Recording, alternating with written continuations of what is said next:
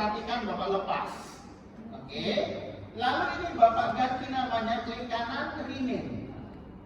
Ya, kita buat namanya X1. Nanti kalau kalian jangan namanya X1, sesuai dengan singkatan variabel.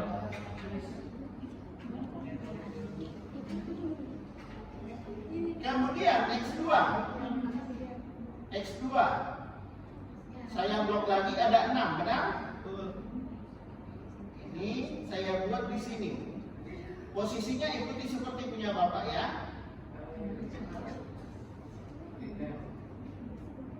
Kita klik rename lagi, klik kanan rename, kita buat namanya X2.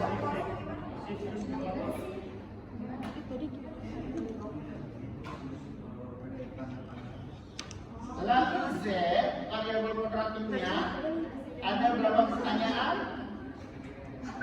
11 ya. Coba tempatkan di atas sini.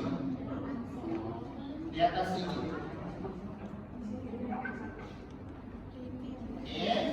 Kita ini namanya Z. Yang terakhir variabel Y-nya ada 4 pertanyaan atau pernyataan. Kalau punya kalian, Bapak minta minimal 5 pernyataan kalau saya nggak salah ya.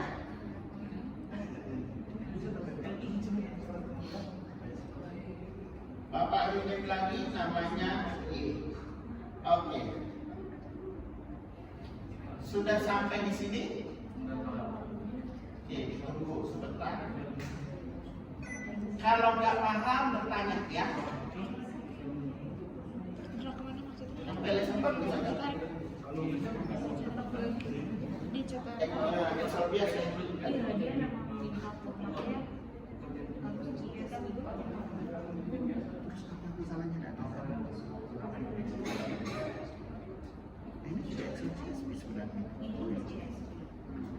Kalau data yang biasa itu lagi dari Excel biasa, file CSV, tapi beda data itu sebenarnya datanya nggak sama. Bisa aja sih, coba dia file CSV, pilih Excel CSV. Oke, sudah sampai di tahapan ini.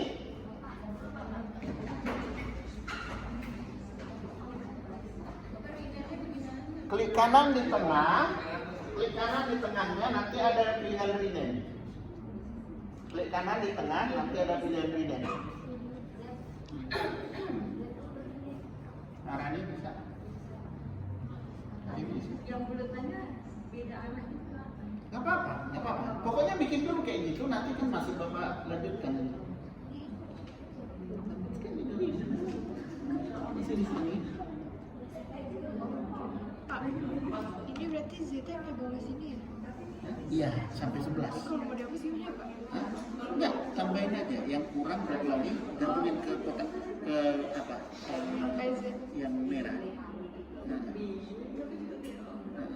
Drag lagi, masukin ke yang merah. Aduh, itu jadi yang baru tuh. Undo atau hapus dulu lah kalau enggak. Hapus itu, blok aja begini. Nah, boleh juga. Kalau itu nanti ngapusnya satu-satu, blok aja. Blok up. Ini di blok berapa? Kalau hapusnya kayak gitu nanti satu-satu. Itu udah sampai 11. Coba. Ini udah tinggal di name doang ya Pak? Iya, rename aja. Satu lagi.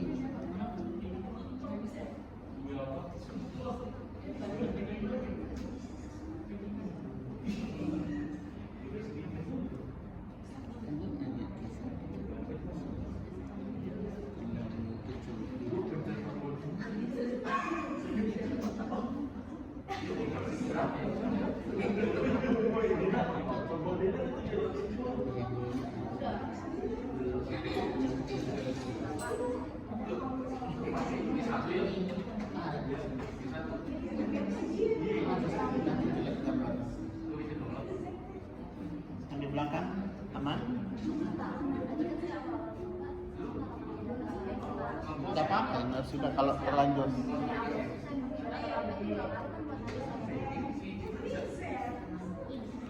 Karena kalau nanti beda-beda data jadi masalahnya beda-beda. Kurang Nah, sudah bisa Bapak lanjut? Urutannya Ini. sama di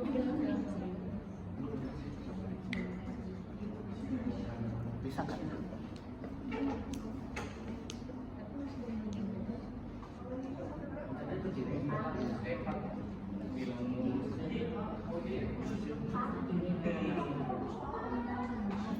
Tadi udah di set S.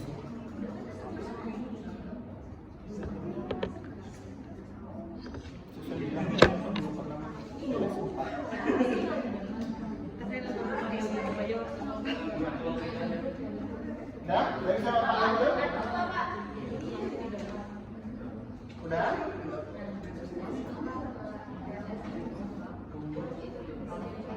Udah ya? Coba perhatikan, coba lanjut. Yang paling atas variabel Z kita bikin arahnya ke atas. Kalau mau bikin arah ke atas itu gini ya, klik kanan, coba lihat. Di sini kan ada pilihan nih. Align indicator stop. Top. Bisa lihat? Nah, buat begini. Kalau mau ke kanan seperti variabel Y, tinggal diklik kanan saja, pilih yang align indicatorsnya yang right.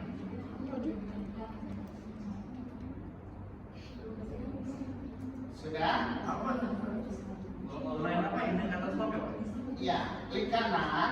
Tahu kan artinya align indicator stop kanan. Kalau mau ke kiri yang left, kalau mau ke bawah yang bottom, kalau yang right kanan, ya kan? Jadi ada pilihan. Oke, sekarang coba lihat dulu ke slide. Klik ada lambang connect di sini, benar? Kalau kita klik lambang connect, kursor kita jadi menjadi anak panah. Nah, silakan Anda klik dulu yang connect. Pastikan kursormu berubah menjadi anak panah. Ya, yang di atas itu. Kan ada tulisan connect. Lihat. Oke, kalau sudah coba hubungkan ini, coba lihat ya. Bapak lihat ya. Kalau cara menarik garisnya, mulai dari tengah berhenti di tengah. Lihat ya, Bapak klik kiri sekali ini, lalu Bapak geser pakai tangan kanan sampai di sini lagi, diklik sekali lagi. Ya, coba ditarik seperti ini. Ada 3 garis yang harus kita tarik. Ada 3 garis yang harus kita tarik dari X1, X2 dan Z ke Y.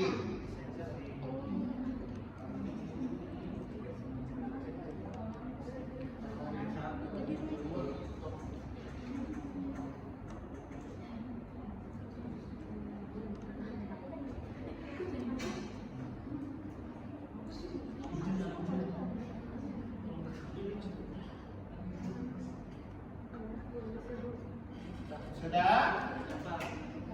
Sudah 3-3-nya ditarik garisnya. Kalau sudah, normalkan kembali kursornya. Caranya klik lambang select yang di samping tanda plus. Ini normalkan kembali kursornya. Hilangkan tanda panahnya. Sudah? Hah? Putusin garis itu Pak. Diklik kembali di tengah. Kan Bapak udah bilang tadi.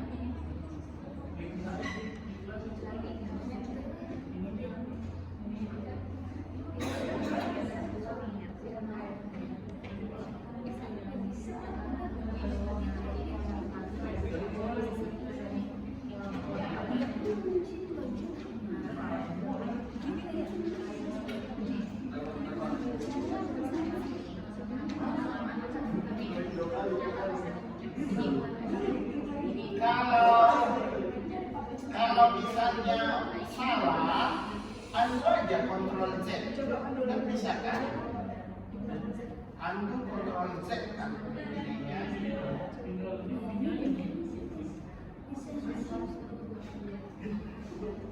Berurutannya gitu.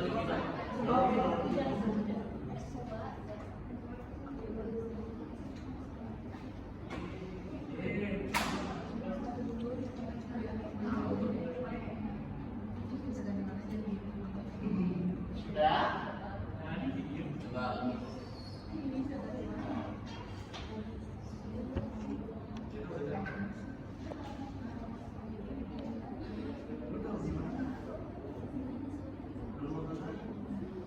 Oke, sekarang ikut lihat Bapak dulu, baru nanti Bapak pandu ya.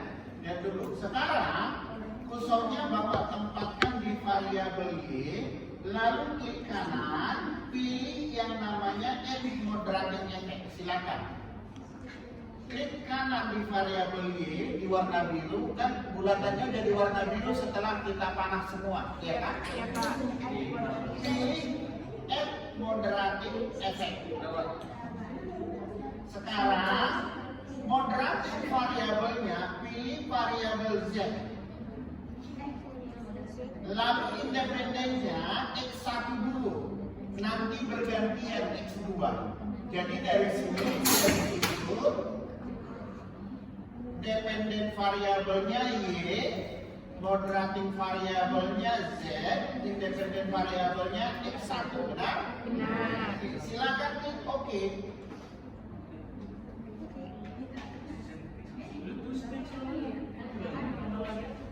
Geser aja ke sini, ikutin punya Bapak. Lalu kita rename, buat namanya Z bintang X1.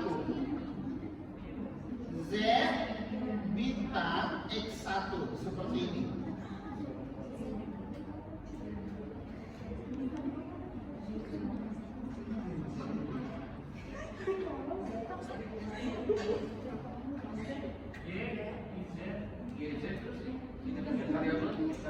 X1 dulu. Sekarang yang kedua, klik kanan, add moderating effect lagi.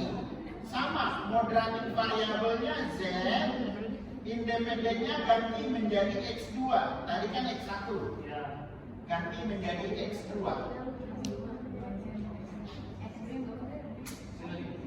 Kalau sudah, oke kan?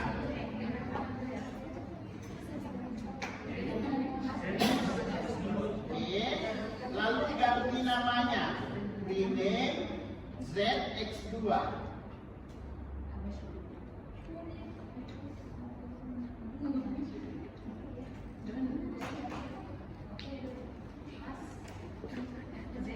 Oke, sebelum Bapak lupa, nanti penamaan variabel kalian walaupun disingkat, tapi tolong terjemahkan dulu dalam bahasa Inggris. Jadi singkatan adalah singkatan dari kata bahasa Inggris. Misalnya kalau kinerja karyawan ya, employee performance berarti EMP, kira-kira begitu aja, ya. Kalau media sosial apa bahasa Inggrisnya? Disingkat SM, ya. Karena ini nanti ya, ada kemungkinan jurnal kalian ini akan dipublish ke jurnal internasional karena saya sudah bicarakan di bahasa Indonesia.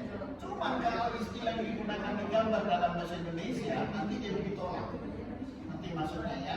Nah, lebih bagus menggunakan istilah bahasa Inggris. Kalau dipublish di Indonesia itu tetap diterima. Ya. Jadi makanya di jurnal kalian itu sebenarnya udah banyak menggunakan istilah bahasa Inggris ya. Hanya Bapak bilang gunakan istilah bahasa Inggris saja. Kenapa? Supaya bisa publish internasional.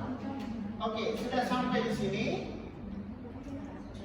Sudah. Oke. Lalu lihat,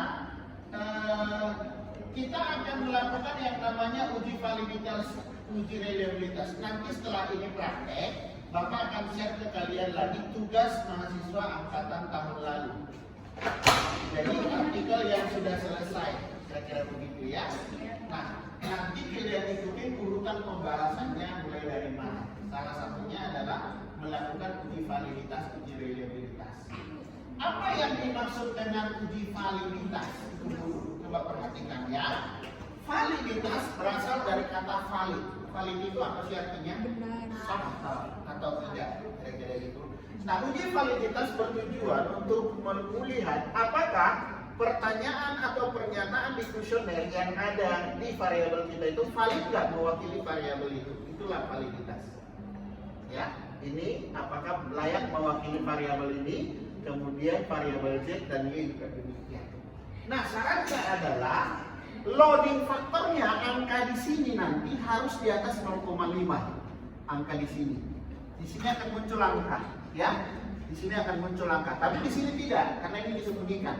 Karena ini perkalian. Ya, Z bintang X1 berarti kan perkalian rata-rata ini dikali dengan rata-rata ini. Jadi di sini nggak mengandung indikator, paham ya? Makanya nggak muncul. Oke, coba kita klik sama-sama. Calculate PLS algorithm. Ya, di bawahnya kan ada PLS algorithm ya. Iya Pak. Langsung klik start calculation pojok kanan bawah. Ya.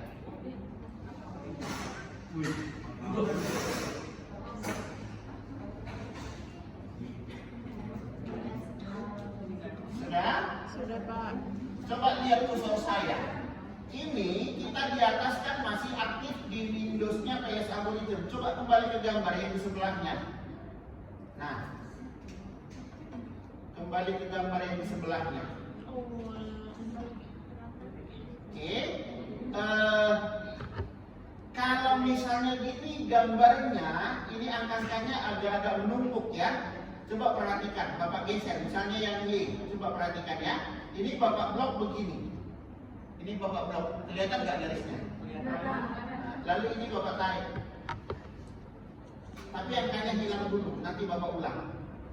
Oke, ini juga Bapak tarik karena tadi angkanya ada tumpang tinggi. Kalau terlalu rapat, kalian juga bisa melakukannya nanti. Ini juga tadi terlalu rapat, tumpang tinggi, Bapak geser ke kiri lagi. Oke, lalu Bapak ulang hasilnya itu sama. Calculate PLS algorithm, start calculation. Nah, angkanya akan muncul seperti yang tadi, tapi sekarang nggak tumpang tinggi lagi, udah lebih enak lihat. Nangkep ya? Nah, nanti tolong gambar kalian juga perhatikan, jangan sampai angkanya tertutup. Tadi angka saya yang paling kiri bawah ini 0,815, itu angka 0 udah setengah, ketimpa warna kuning. Nah, jadi usahakan agak dijauhi. Oke? Nah, perhatikan. Semua angkanya di atas 0,5, benar nggak? Artinya semuanya valid. Tapi nanti data kalian ada potensi itu nggak valid. Ya, perhatikan. Misalnya, Bapak contohkanlah dulu mana yang paling rendah ini. Misalnya yang ini 0,589. Anggaplah Y2 ini di bawah 0,5. Nah, kalau misalnya ini di bawah 0,5 bagaimana? Ini berarti harus kita hapus yang Y2-nya. Jadi nanti gini, tolong ketika kalian mengerjakan, jika ada yang di bawah 0,5, istilahnya harus direduksi, dibuang.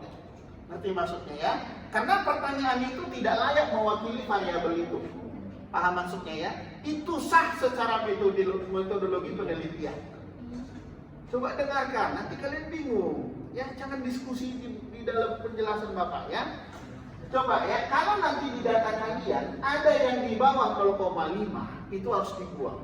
Masalahnya apa? Saya punya 5, ada 4 yang harus dibuang, ya berarti udah fatal itu. Karena ini minimal harus tersisa 2. Jadi kalau dikoreksi 1 boleh, buang 2 boleh, buang 3 boleh, buang 4 boleh. Tapi sisa 2 itu nggak boleh lagi diulangi. Berarti penelitian kita gagal. Paham ya maksudnya ya? Ada yang salah dengan data ini. Mungkin pertanyaannya terlalu ambigu, mengandung makna yang beda-beda, sehingga menjawabnya berbeda-beda. Paham maksudnya ya? Oke. Sebenarnya latihan kita ini valid semua, nggak ada masalah. Tapi Bapak contohkan misalnya ini yang nilainya rendah 0,589, misalnya dihapus. Kalau Bapak hapus angkanya hilang, kenapa? Minta di-run ulang. Ini ya. Coba perhatikan. Mungkin kalian nggak usah, Bapak aja. Kalian nggak usah, ya, karena nanti akan Bapak kembalikan lagi ke kondisi simulasi. Ya, misalnya kalau ada yang nggak valid, tinggal klik kanan, lalu di-delete. Perhatikan, setelah di-delete kan angkanya hilang. Ini harus kita run kembali. Cuman Bapak nggak mau. Kalau begini gambarnya kan nggak rapi. Biasanya ini Bapak putar dulu. Perhatikan. Kalau saya putar dulu ke atas, kemudian baru saya buat ke kanan lagi, lalu ini saya jauhin, baru dia rapi. Ngerti maksudnya ya? Kalau tadi saya biarkan begitu dia ompong. Iya kan? Y2-nya hilang kan gitu kan?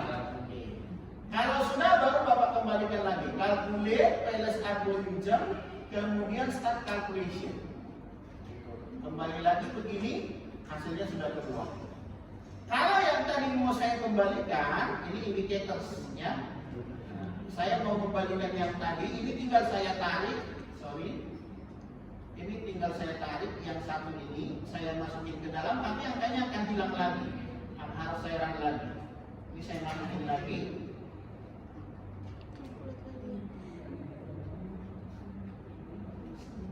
Calculate PLS algorithm, start calculation. Nah, inilah yang kita cari, yang tadi, ya hasilnya sama.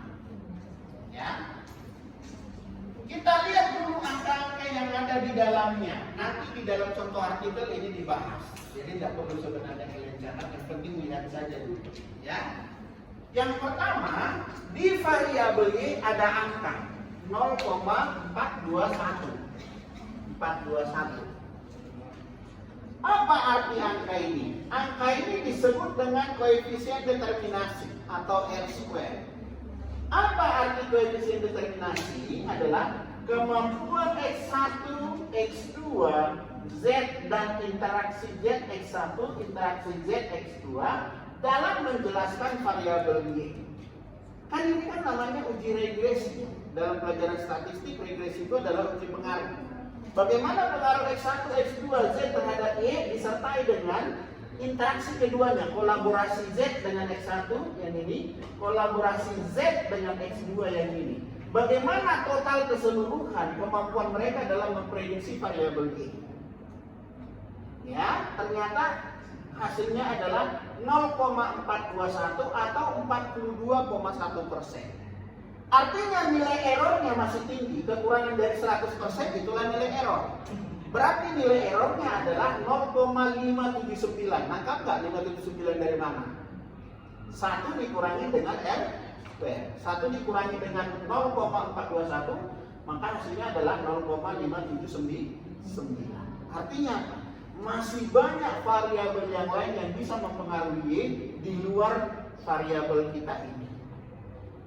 Masih ada.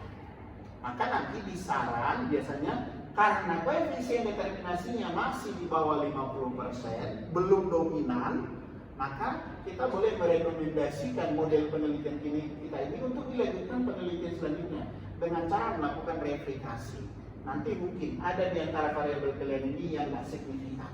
Mungkin buanglah variabel itu ganti dengan variabel yang lain, kira-kira begitu. Ya. Nah.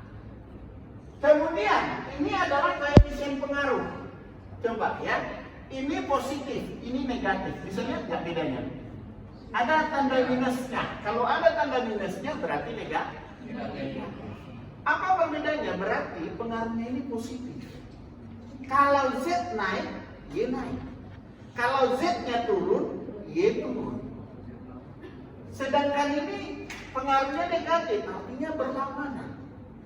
Kalau X1 naik, ini turun. Sebaliknya, kalau ini turun, ini naik. Nah, sementara pelajaran kita minggu lalu kan kalian membuat hipotesis yang kalian lanjutkan di rumah. Saya nggak tahu apa bunyi hipotesis kalian. Kalau misalnya bunyi hipotesis kalian Z berpengaruh positif, maka ini sudah positif. Tapi kita belum tahu nilai statistiknya signifikan apa enggak. Tapi minimal arahnya sudah positif. Kalau ini arahnya negatif. Kayaknya punya kalian mayoritas positif deh. Mengingat dulu-dulunya ya. Tapi walaupun begitu kan harus didukung penelitian terdahulu. Ya. Nah, kemudian bagaimana dengan X2? Ini ada lambang negatif kan? Kayaknya ada ya, negatif. Kemudian sementara ini positif. Coba perhatikan. Ini pengaruhnya negatif. Interaksi ini dengan ini berubah jadi positif. Benar ya? Artinya apa? Kan bunyi hipotesis kalian Z memperkuat pengaruh X1. Kalau seumpamanya ini contoh ya, ini kalian menyebutnya negatif. X1 berpengaruh negatif, berarti di sini Z ini bisa saja memperkuat atau memperlemah, tergantung apa di sini.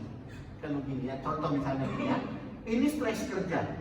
Pengaruh stres kerja terhadap kinerja karyawan pasti pengaruhnya negatif. Makin stres dia, kinerjanya pasti turun, benar nggak? Iya. Atau sebaliknya, makin stres dia makin bagus kerjanya. Udah buat aja dia stres terus.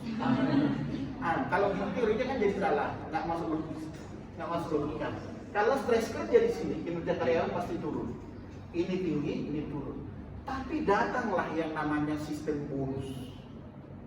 Sistem bonus misalnya, makin tinggi bonus, kurangin stres nggak? Kurangin. Maka kemungkinan hipotesisnya di sini Z memperlemah pengaruh negatif dari X1 terhadap Iya.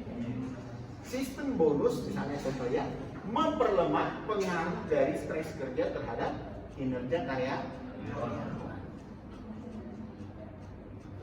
Jadi ini sangat menentukan. Cuman Bapak tahu kalian kan masih terus belajar, tapi nanti kan minggu depan itu udah minggu ke-6, Bapak sudah mulai mengumpulkan email draftnya. Bapak mau koreksi satu-satu. Apa yang kurang mulai dari awal sampai akhir. Bahkan pendahuluan juga kemarin kan baru paragraf pertama kita bahas, ya kan? Oke. Demikian juga X2. X2 ini negatif, interaksinya negatif juga ya. Ini negatif lambang bitnya kalian? Ya. Berarti ini kan seumpamanya ini adalah kompleksitas tugas. Kompleksitas tugas banyak kali tugasnya. Apa bahasa sederhana kompleksitas tugas? Ribet banget lah gitu loh, banyak banget. Ini harus begini, ini harus begini, harus begini, harus begini, gitu ya kan? Katakanlah itu mempengaruhi negatif terhadap kinerja karyawan. Lalu ada sesuatu, misalnya contoh ini sistem sanksi. Makin berat sanksinya, justru ini bisa memperkuat pengaruh negatif. Maka hasilnya negatif, negatif plus negatif, pasti hasilnya negatif plus negatif kok positif. Negatif plus negatif, ya negatifnya makin besar. Maka hipotesisnya mungkin aja ini moderasi Z memperkuat pengaruh negatif karena hasilnya tetap negatif. Tapi nanti case-nya beda-beda, ya nggak bisa jadi acuan, tergantung punya masing-masing. Oke, itu namanya uji validitas. Intinya, ini Bapak yang mau mengajarkan ini dulu, tetapi karena ada angka di sini, Bapak jelaskan arti angka ini. Lalu yang kedua, ada namanya uji reliabilitas. Kalau validitas tadi adalah untuk melihat apakah pertanyaan yang kita gunakan relevan nggak, valid nggak, mewakili variabel. Sedangkan uji yang kedua namanya adalah uji reliabilitas. Reliabilitas itu datanya bisa diandalkan nggak? Orang yang kita survei orang yang tepat nggak? Ya. Pengaruh literasi akuntansi, dia nggak pernah belajar pengantar akuntansi. Gimana dia mau jawab literasi akuntansi? Nggak pernah belajar pengantar akuntansi.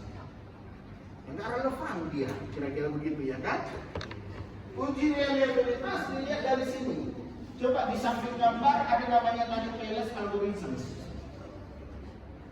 Oke, di bawah ada construct reliability and validity. Bisa lihat nggak? Ya. Oke, ada namanya Cronbach's alpha, ada rho, ada composite reliability, ada AV.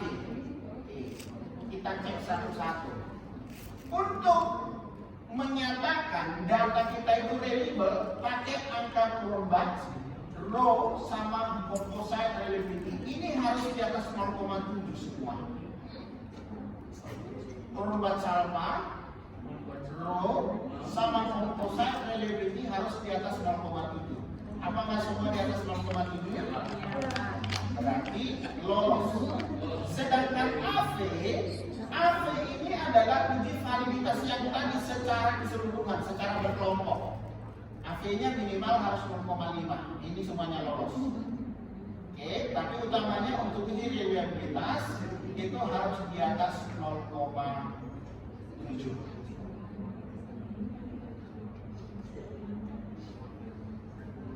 Oke.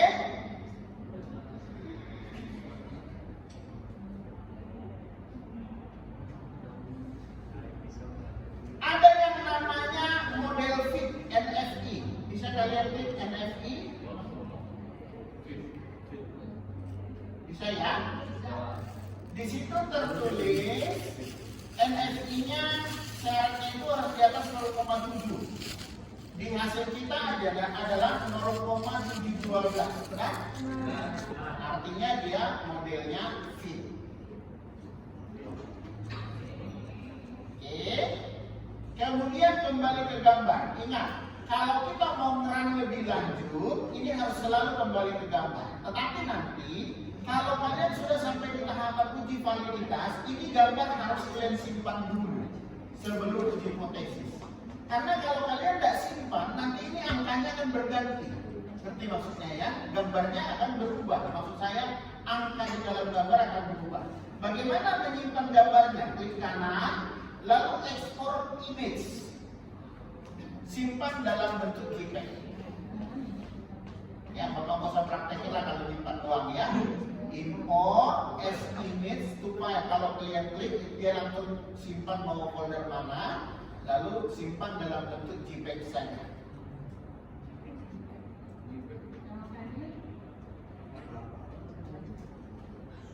Boleh terserah.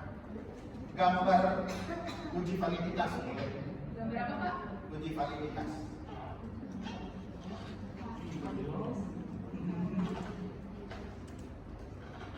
Lalu kalau mau menyimpan hasil Excel yang tadi, ini juga harus kalian simpan.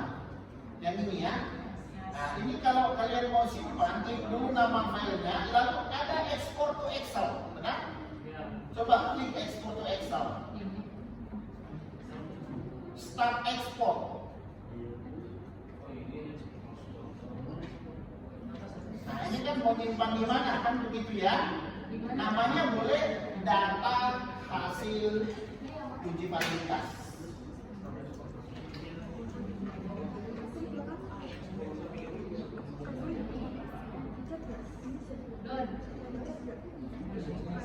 Data hasil uji validitas. Bapak nggak nyimpan lagi karena udah ada file. Nah, itu caranya ya. Jadi nanti yang tersimpan itu yang di bawah itu semua. Apapun kita klik nanti akan tersimpan. Ada yang udah menyimpan? Biasanya dia otomatis membuka, benar? Oke, setelah terbuka tutup aja dulu. Kembali ke gambar. Sekarang kita uji hipotesis. Perhatikan ya, uji hipotesis kita klik lagi calculate bootstrapping. Calculate bootstrapping. Sudah, tolong kalian klik one tail, satu arah. Kenapa one tail? Karena kita yang ini one tail. Karena kita menuju satu arah. Maksudnya gini, kita menyebut kata positif, kan? Berpengaruh positif. Kalau nggak ada kata positifnya berpengaruh, berarti bisa positif bisa negatif. Kalau itu menggunakan kunci. Tapi karena kita menggunakan kata positif atau negatif atau satu arah, maka kita memilih one tail. Tolong nanti di penggunaan data masing-masing semuanya harus mengklik one tail. Kenapa? Karena kalian semuanya satu arah. Oke, kalau sudah start calculation dan pastikan yang signifikansi levelnya 0,05 ya. Ini standar ini, jangan dirubah lagi. Yang ini 0,05 ini, ya. Oke, start calculation. Oke, kembali ke gambar dulu. Nah ini angkanya udah berubah. Angkanya ini udah berubah. Bukan angka yang tadi lagi.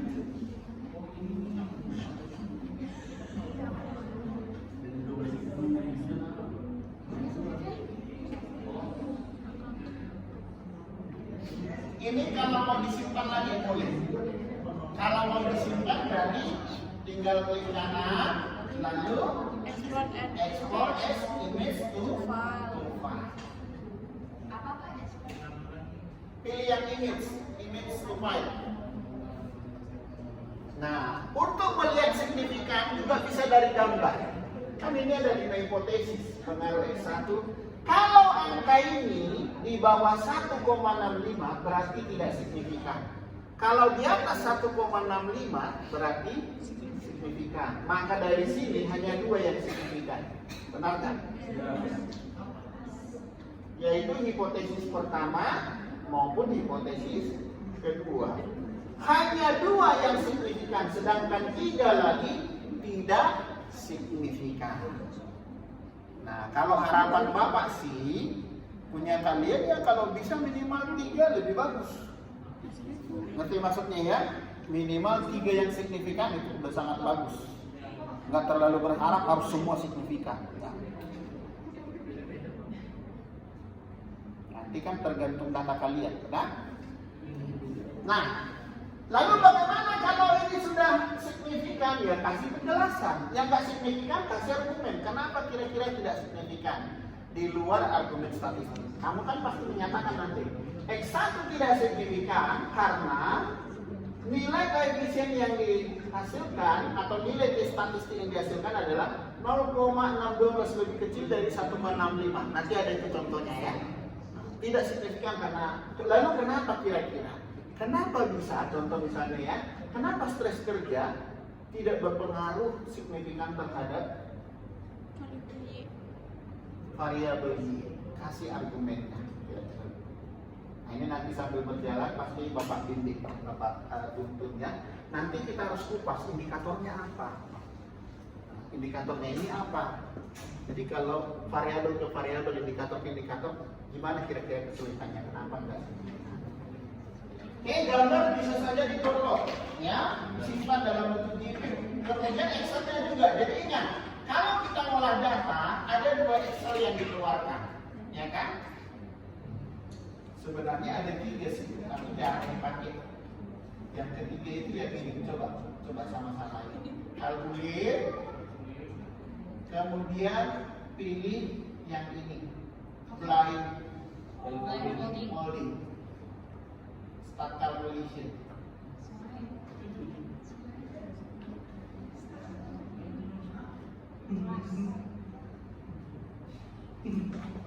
Yang mau dilihat adalah hasil T-square-nya di variabel Y.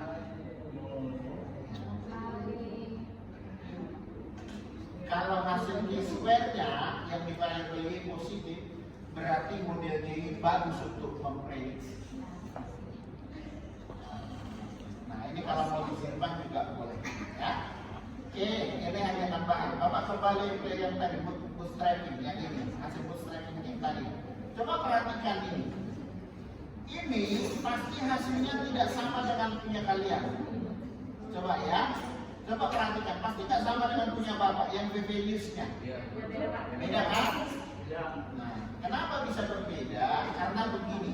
Smart Balance ini menggunakan metode bootstrapping. Metode bootstrapping itu artinya dia menggandakan data, tetapi yang mana yang digandakan dia acak. Acakan di laptop saya dengan di laptop kalian pasti tidak sama. Tetapi umumnya hasil yang signifikan walaupun angkanya berbeda, tidak jauh berbeda. Kalau di punya saya hanya 2 yang signifikan, kalau di punya kalian juga iya. Atau ada yang menjadi cuma 1 yang di bawah 0,05. Coba perhatikan ya. Bagaimana cara melihat signifikan? Kalau tadi kan dari gambar Bapak tunjukkan, benar? Kalau di atas 1,96 tadi ya. Di atas 1,65. Lihat ya yang ini ya. Ini p-values-nya signifikan kalau di bawah 5%.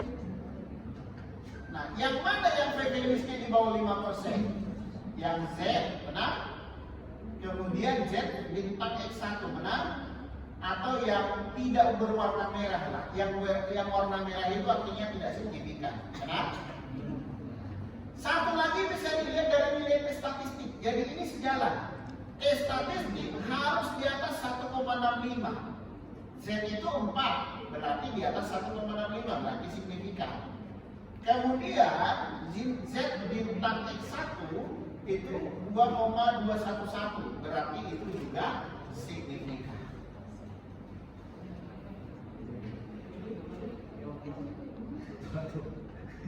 Nah, dengan kata lain,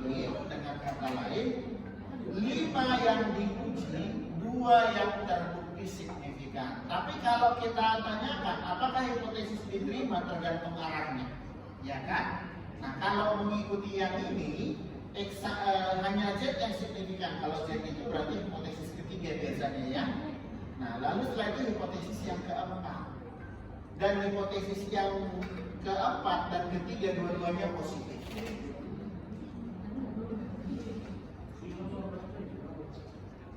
Jadi tergantung. Nah, hipotesis yang keempat atau Z bintang 1 diterima kalau hipotesisnya gini. Coba lihat ya. Z X1 itu tergantung pada X1 yang paling atas. X1 menyatakan kalau X1 itu kan gini ya, melihat tanda ininya kan di original yang ini. Coba lihat ini ya. Original yang sampel ini kan di sini ada yang ada lambang negatifnya ya. X1-nya kan berpengaruh negatif. Kalau bunyi hipotesis keempatnya atau bintang Z bintang X1, interaksi Z dengan X1, kalau bunyinya gini ya, Z memperlemah pengaruh negatif, maka hipotesis ini diterima. Karena dia menghasilkan yang positif. Negatif kemudian ada positif di bawahnya, maka otomatis yang positif di bawah memperlemah negatif yang di atas. Benar kan? Karena kalau dijumlahkan, negatifnya hilang, bahkan berubah menjadi positif. Karena efek positifnya lebih besar. Z ke Y kan positif.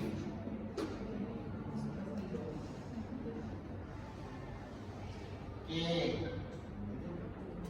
Ada yang kurang paham di sini. Ya maksud saya setidaknya pasti belum paham semua lah ya. Maksudnya nggak mungkin langsung paham karena baru belajar sekali.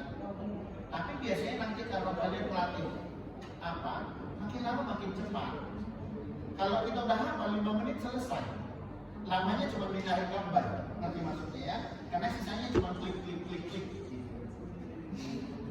Tetapi perhatikan ya, ini kalian harus kuasai. Nanti di semester 7 atau 8 kalian bikin skripsi ataupun mata kuliah publikasi pasti pakai. Seperti udah angkatan pokoknya 5 tahun terakhir itu pakai smart keles rata-rata. Jadi maksud Bapak benar-benar kuasai, jangan tergantung sama orang. Boleh diskusi boleh.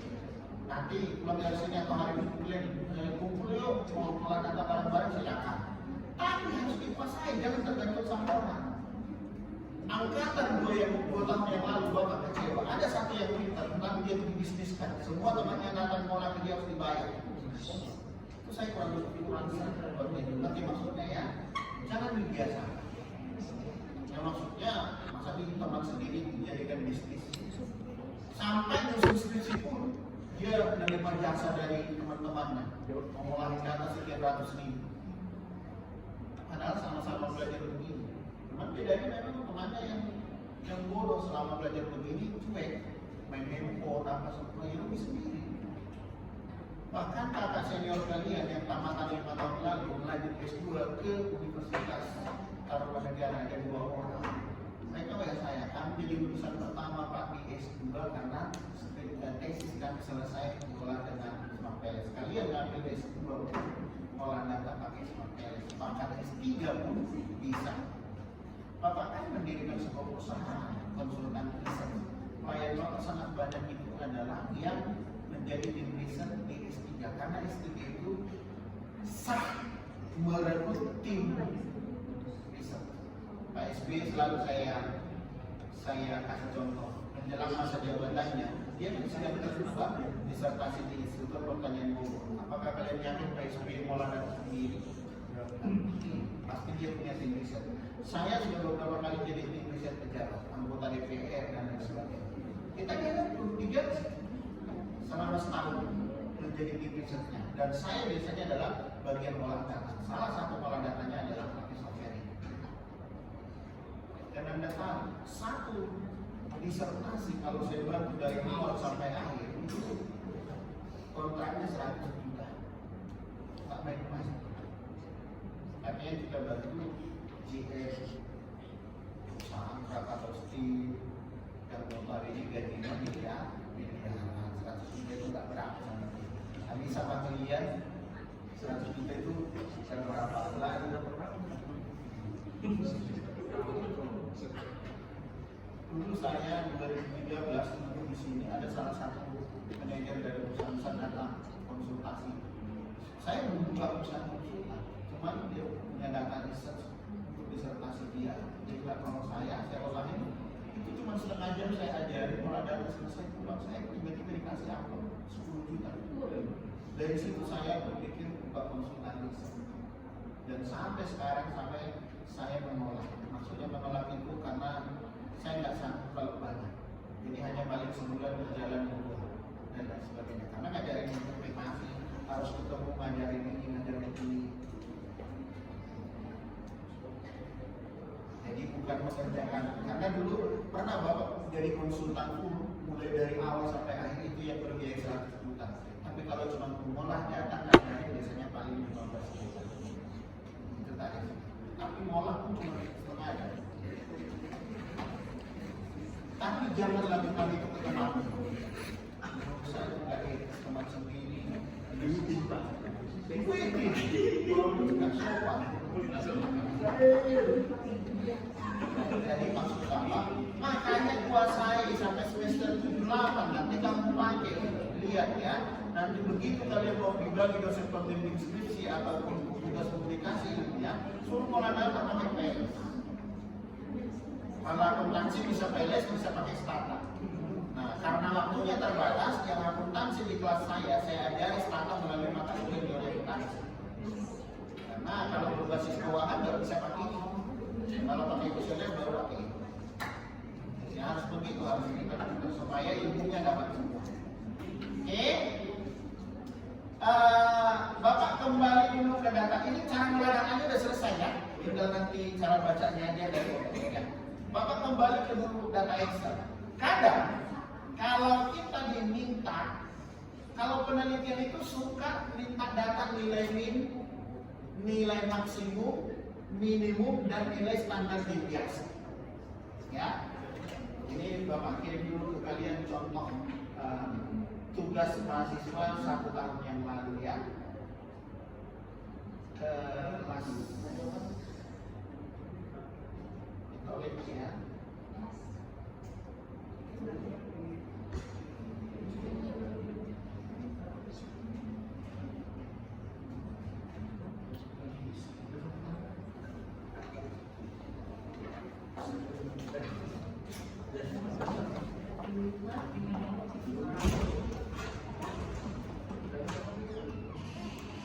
Ini coba tinggal masing-masing.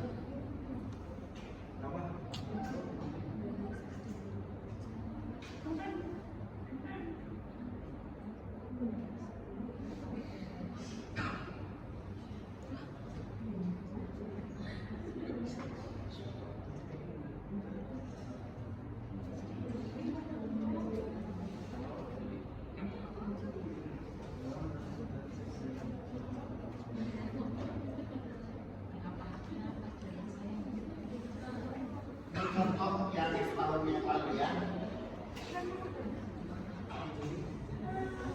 Oke.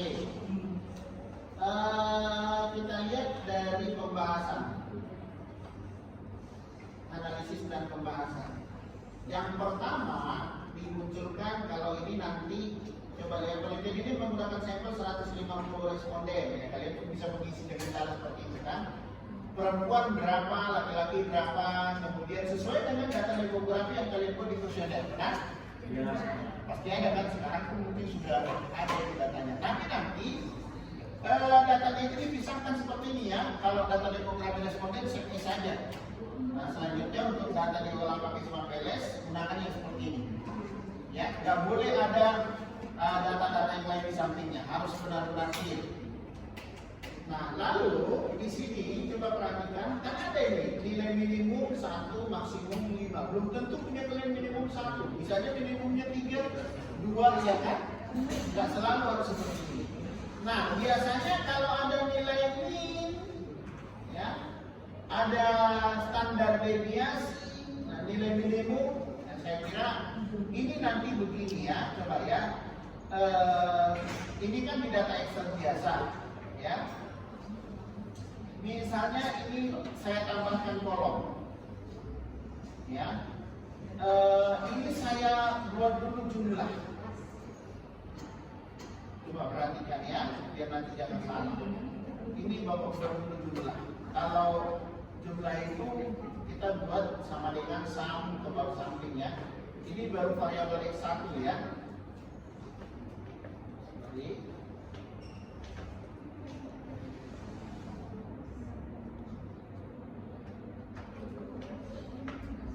nah, ini setelah saya jumlahkan ke bawah, maka di bawah saya bisa cari nilai yang apa yang saya inginkan. Contoh, kalau rata-rata apa sama dengan average ya.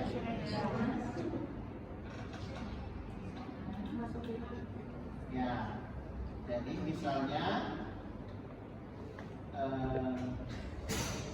saya ambil seperti ini ya, average-nya berapa. Jadi setelah saya rata-ratakan baru saya masukin rumusnya. Misalnya kalau average-nya, ini lagi ya, sorry, ada yang salah. Average, misalnya average-nya 20. Saya kasih tanda koma juga tetap 20. Nah, kalau nilai minimumnya sama dengan mungkin min ya. Misalnya saya desain. Maksud Bapak, angka yang tadi nggak perlu pakai software, cukup pakai statistik. Ya. Nah, tapi kalau perjawaban di sini ya, kalau nilai minimum jawaban, ya buat aja ke sebelah sini. Minimum jawaban dari semuanya ada nggak? Saya buat begini. Oh, minimum jawaban cuma 2. Nangkap ya? Tapi kalau nilai rata-rata pakai yang ini, Bapak tandain ya. Ini nilai minimumnya ini. Oke. Kalau nilai maksimumnya sama dengan max. Kita ambil yang nanti dari antara X11 sampai dengan X15.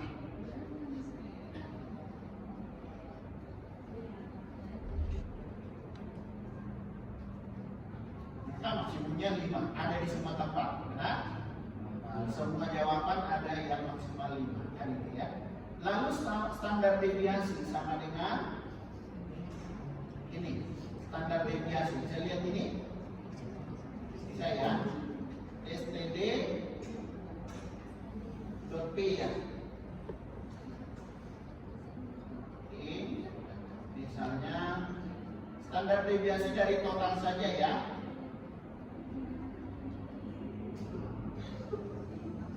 Nah, ini kan baru pada variabel X1. Hal yang sama dilakukan untuk X2, untuk X3 dan seterusnya. Nah, inilah hasilnya. Ya. Jadi kalau standar deviasi std.p kira-kira gitu ya. Nah, kenapa? Karena tadi kita punya di contoh ini dibutuhkan data minimum, maksimum, min, standar deviasi. Kalau persentasenya nggak usah buka apa-apa. Persentase ini sebenarnya persentase dari min dibagi 5. Ya, min dibagi 5, min dibagi maksimum, min dibagi maksimum. Hasilnya persentasenya. Boleh pakai, boleh tidak. Ya, ini contohnya. Tabel 1 ini udah paham dari mana angkanya diperoleh? Paham ya? Oke. Tadi Bapak ulang sekali lagi itu berasal dari sini. Jadi Bapak perlu kolom 1. Sorry, ini Bapak buat dulu begini biar kelihatan.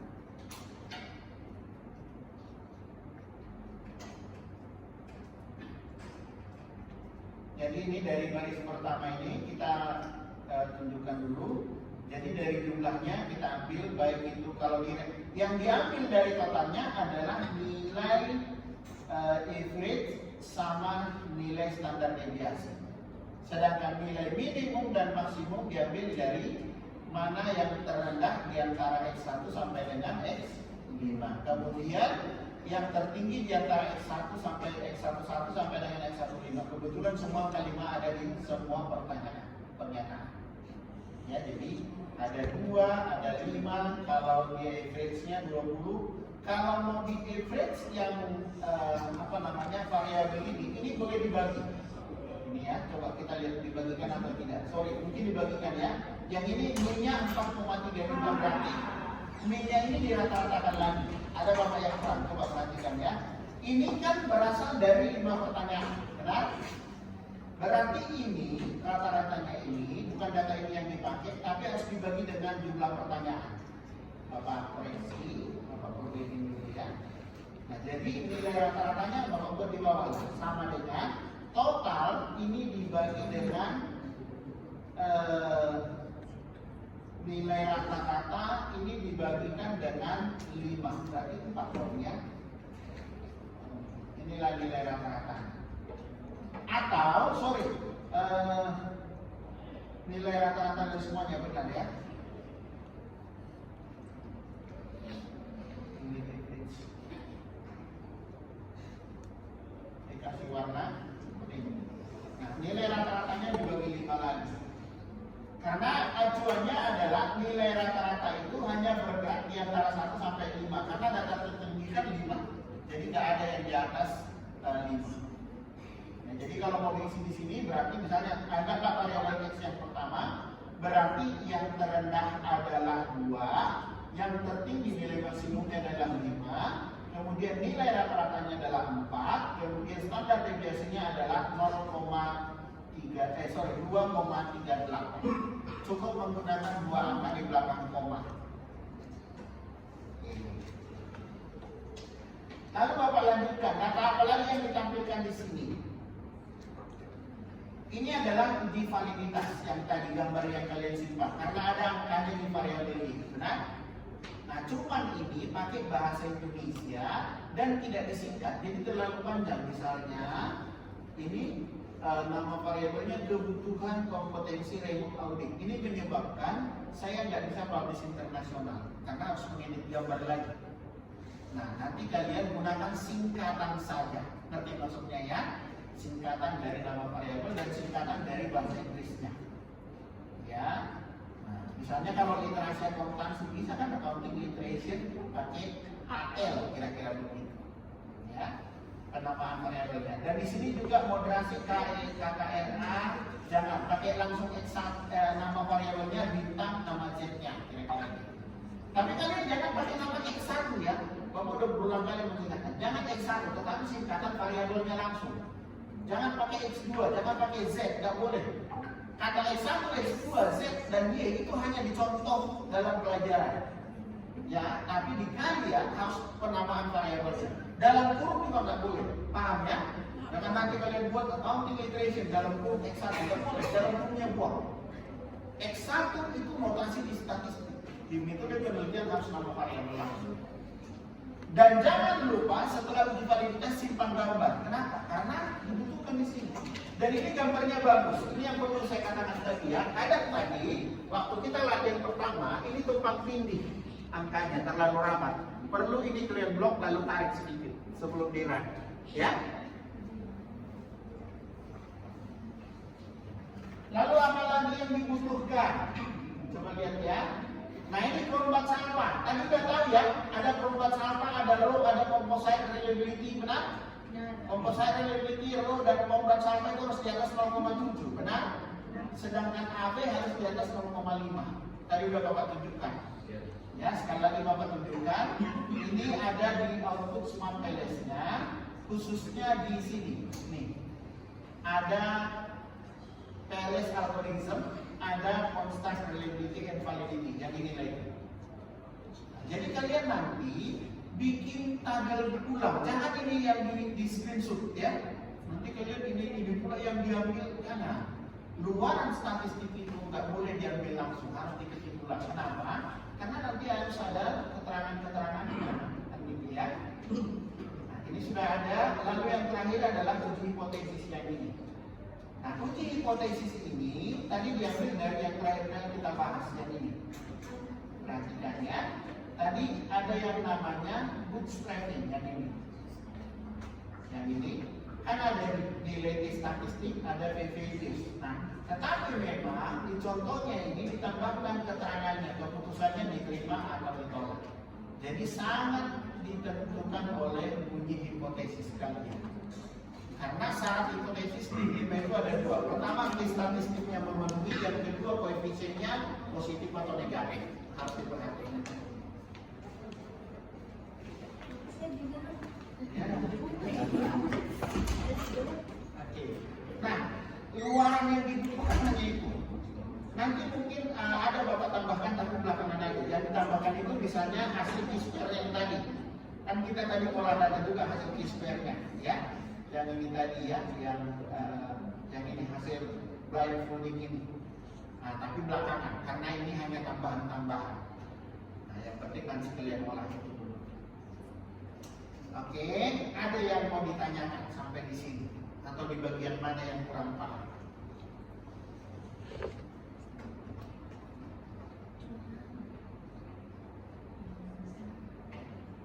Sementara paham aja lah dulu ya.